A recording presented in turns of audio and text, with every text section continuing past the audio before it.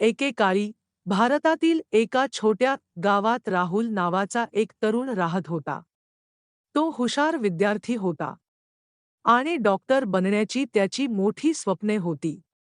एके दिवशी त्याला प्रिया नावाची सुंदर मुलगी भेटली आणि पहिल्याच नजरेत तो तिच्या प्रेमात पडला. तथापि, एक समस्या होती. प्रियाचे कुटुंब खूप पुराणमतवादी होते आणि प्रेम विवाहांना मान्यता देत नव्हते.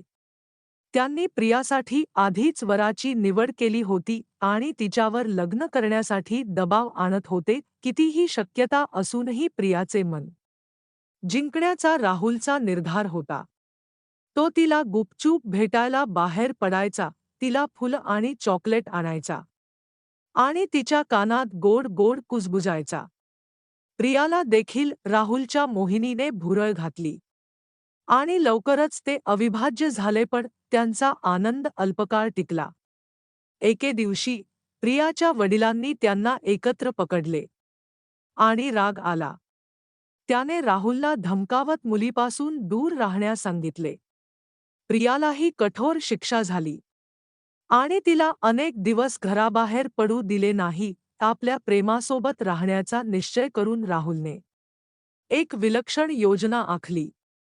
त्याने प्रियासह पळून जाऊन एकत्र नवीन आयुष्य सुरू करण्याचा निर्णय घेतला. त्याला माहीत होते की हे धोकादायक आहे, परंतु तो संधी घेण्यास तयार होता. एका रात्री उशिरा राहुल प्रियाच्या खोलीत घुसला आणि तिला बॅग भरायला सांगितली. ते शांतपणे घरातून बाहेर पडले आणि जवळच्या रेल्वे स्टेशनवर गेले. त्यांनी ट्रेनमध्ये बसून एका नवीन शहरात प्रवास केला, जिथे ते नव्याने सुरुवात करू शकतात. त्यांचा प्रवास सोपा नव्हता. त्यांना अनेक आव्हाने आणि संकटांना तोंड द्यावे लागले. पण ते एकत्र होते आणि तेच महत्त्वाचे होते. त्यांनी उदरनिर्वाहासाठी कठोर परिश्रम केले आणि अखेरीस राहुल एक यशस्वी डॉक्टर बनला. प्रिया आणि राहुलची प्रेमकहाणी शहरात चर्चेत होती. त्यांचे धैर्य आणि जिद्द पाहून लोक आश्चर्यचकित झाले. शक्यता असूनही ते त्यांच्या प्रेमासाठी लढले होते आणि विजयी झाले होते. वर्षांनंतर जेव्हा ते त्यांच्या पोर्चवर एकत्र बसले होते, त्यांच्या भूतकाळाची आठवण करून देत असताना राहुलने प्रियाकडे पाहिले आणि म्हणाला, आम्ही विश्वासाची ती वेडी झेप घेतली, याचा मला आनंद आहे. तुझ्यामुळे मला जे पाहिजे होते ते सर्व माझ्याकडे आहे. प्रियाने हसून त्याला घट्ट मिठी मारली. तिला खरे प्रेम मिळाले आहे हे जाणून. जसजसे ते मोठे होत गेले, तसतसे राहुल आणि प्रियाचे प्रेम अधिकच घट्ट होत गेले.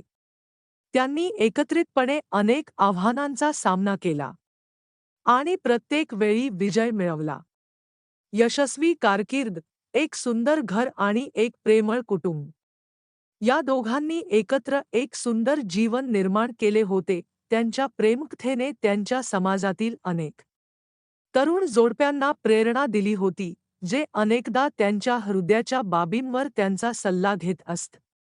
राहुल आणि प्रिया नेहमी मदत करण्यात आनंदी होते, कारण त्यांच्या प्रवासामुळे इतरांना प्रेम आणि आनंदाचे स्वतःचे मार्ग शोधण्यात मदत होऊ शकते. एके दिवशी त्यांच्या लग्नाचा वाढदिवस साजरा करत असताना राहुलने प्रियाकडे पाहिलं आणि म्हणाला, मला विश्वासच बसत नाही की आपण एकत्र पळून जाऊन इतकी वर्ष झाली आहेत.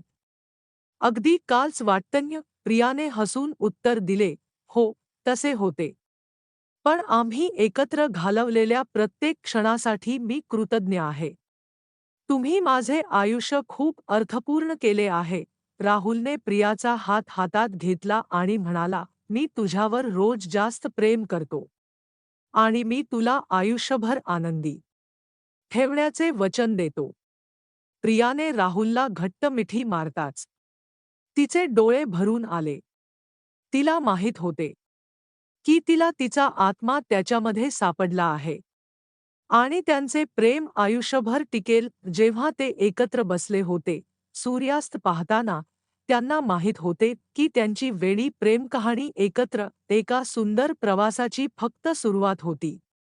एक प्रवास जो प्रेम, हास्य आणि आणखीन शक्यतांनी भरलेला असेल.